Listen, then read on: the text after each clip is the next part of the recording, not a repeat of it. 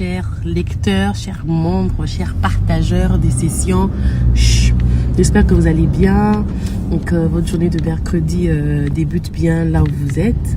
Alors aujourd'hui, nous avons une nouvelle thématique. Déjà, merci à tous ceux qui ont participé la semaine passée avec la thématique des relations qui nous ont coûté.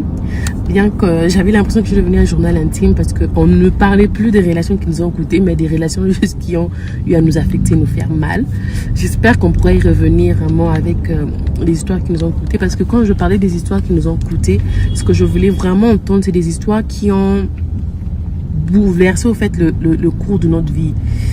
Comme la première histoire au fait que nous avons eu à lire de la fille avec j'ai envie de dire sa relation d'un esprit fantôme.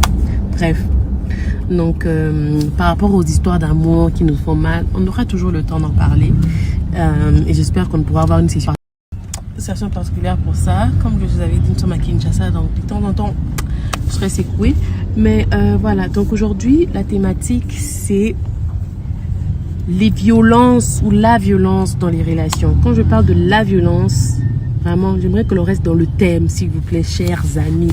Je sais que nous avons des problèmes et des problèmes globaux et totaux dans nos vies, mais restons dans le thème. Quand je parle des violences dans les relations, je parle de violences physiques, beaucoup plus, mais il y a des violences émotionnelles et des violences psychologiques. Et c'est vrai que peut-être quand je parle de relations, les violences dans les relations, on voit directement une relation amoureuse, mais ça peut être une violence, par exemple, dans une relation parentale, une violence dans une relation amicale, bien que c'est rare de trouver ce genre de cas, mais on parle des violences. Et comment, justement, lorsqu'on parle d'une thématique, il faut toujours considérer le fait qu'après, on a une session poivre-sel,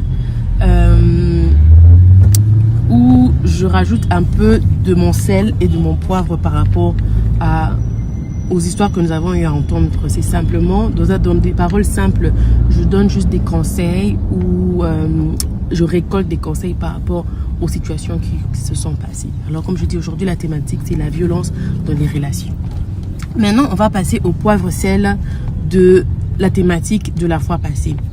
Ce que j'aimerais que nous comprenions et que nous retenions de toutes ces histoires, c'est qu'il est important d'avoir le discernement lorsque nous nous mettons en relation avec quelqu'un, ou même avant de nous mettre en relation avec quelqu'un. Pendant aussi que nous sommes en relation, continuons à chercher les discernements. Il y a des fois des signaux que l'on reçoit comme ça, mais on est tellement à fond dans l'amour, dans le love, dans tout ça là, que on prête pas des douleurs et des problèmes qu'on aurait pu s'éviter si on avait pris le temps de faire marche arrière plus rapidement. Ne vous inquiétez pas, même moi qui vous parle ici, il y a des fois où je me suis entêtée dans des choses. Au fait, tu te pousses à avoir une patience là où tu dois même pas avoir la patience. Tu te pousses à avoir une endurance, à espérer là où tu ne dois pas espérer. Je ne dis pas non plus qu'il faudrait vite abandonner les choses là où il faut pousser, mais il faut vraiment justement avoir le discernement. Est-ce qu'ici c'est une situation qui me demande de persévérer, de prier, de continuer à chercher la face de Dieu pour que la situation s'améliore, ou c'est une situation où je dois me regarder moi-même face au miroir et me dire il est temps de rebourser chemin, de faire marche arrière et de prendre un tout autre chemin. Avoir le discernement. Deuxièmement, nos histoires ne se ressemblent pas. Si quelqu'un là-bas a persévéré pour une certaine histoire et ça a marché, ça ne veut pas dire que c'est ton histoire. Si quelqu'un d'autre qui a abandonné rapidement, c'est pas ton histoire forcément. Toi, tu dois peut-être continuer à persévérer, prier. Au fait, dans tout, avoir le discernement et savoir comment faire les choses. Écouter les conseils, c'est bien, mais on ne vit pas nos relations sur base des expériences des autres. Chaque personne a son expérience. On écoute, on tire des leçons, mais on vit son expérience à sa manière.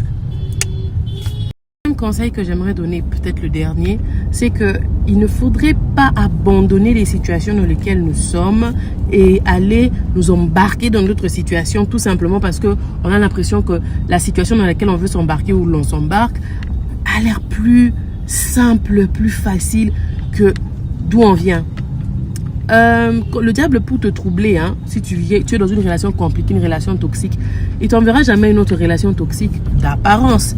Il t'enverra toujours une relation qui te donne l'impression que voilà, tu peux il est tellement mieux, il est tellement gentil, hein, il est tellement ceci, hein, il est tellement cela. Mais toi, tu casses une relation toxique, tu t'embarques directement dans une relation, oh là là là là, sans pour autant avoir pris le temps de guérir d'une relation toxique, même si la relation dans laquelle tu es embarqué est la bonne. Tu penses vraiment que tu as quelque chose de bon à donner en ce moment? Chill, relax. Avoir chillé un tout petit peu, ok? Prends le temps de guérir avant de passer à autre chose. Ça te permettra même d'être plus lucide et d'avoir un peu plus de discernement. Voilà, on ne quitte pas une relation pour entrer dans une autre directement. Il y a toujours, ça se passe pas toujours bien. Après, on est en train de vous donner des conseils, hein. C'est pas, moi je suis pas coach, je suis rien.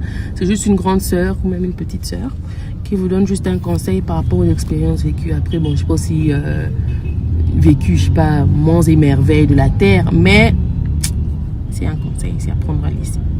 Alors, on se retrouve à 12 h pour la séance d'aujourd'hui. N'oubliez pas discernement, n'oubliez pas prendre son temps.